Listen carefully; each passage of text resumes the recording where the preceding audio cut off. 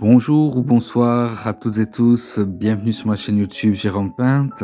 Dans le cadre des Nuits de la lecture, je vais vous proposer deux vidéos. Une première vidéo autour de la parole de Dieu, de la Bible, pour savoir comment est traité le thème de cette année qui est les patrimoines.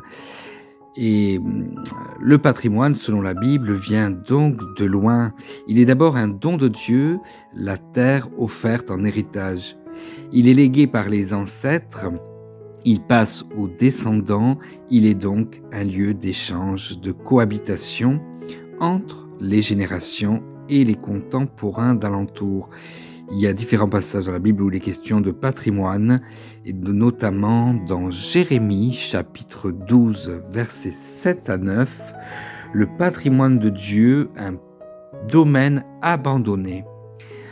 J'ai délaissé mon temple, j'ai rejeté le peuple qui est mon patrimoine, j'ai livré à ses ennemis celle que je chéris, car le peuple qui m'appartient est devenu pour moi comme un lion de la forêt.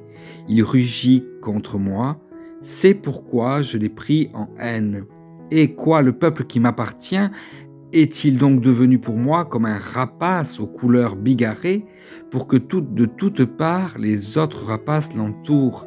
Allez rassembler les animaux sauvages, qu'on les fasse venir pour le festin. Amen. Dans Actes chapitre 2, verset 45, ils vendaient leurs propriétés et leurs biens et ils en partageaient le produit entre tous selon les besoins de chacun.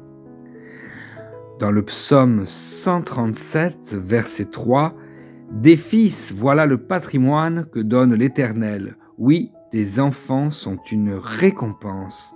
Amen. » Dans Luc chapitre 12, au verset 13 à 21, du milieu de la foule, quelqu'un demanda à Jésus, « Maître, dis à mon frère de partager avec moi notre héritage. » Jésus lui répondit, « Homme, qui donc m'a établi pour être votre juge ou l'arbitre de vos partages ?» Puis, s'adressant à tous, « Gardez-vous bien de toute avidité, car la vie de quelqu'un, même dans l'abondance, ne dépend pas de ce qu'il possède. » Et il leur dit cette parabole. Il y avait un homme riche dont le domaine avait bien rapporté.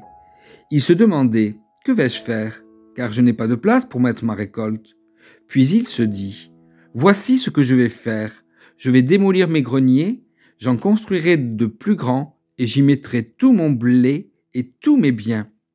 Alors je me dirai à moi-même, « Te voilà donc avec de nombreux biens à ta disposition pour de nombreuses années. Repose-toi, mange, bois, jouis de l'existence. » Mais Dieu lui dit, « Tu es fou, cette nuit même, on va te redemander ta vie.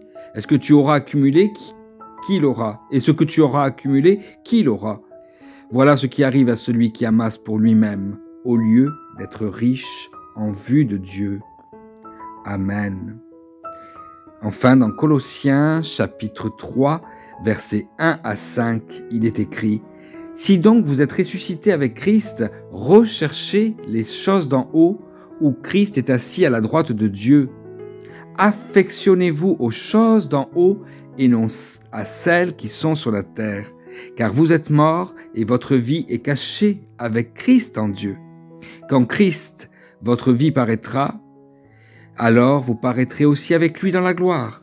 Faites donc mourir les membres qui sont sur la terre, l'impudicité, l'impureté, les passions, les mauvais désirs et la cupidité qui est une idolâtrie. » Amen. Soyez puissamment bénis.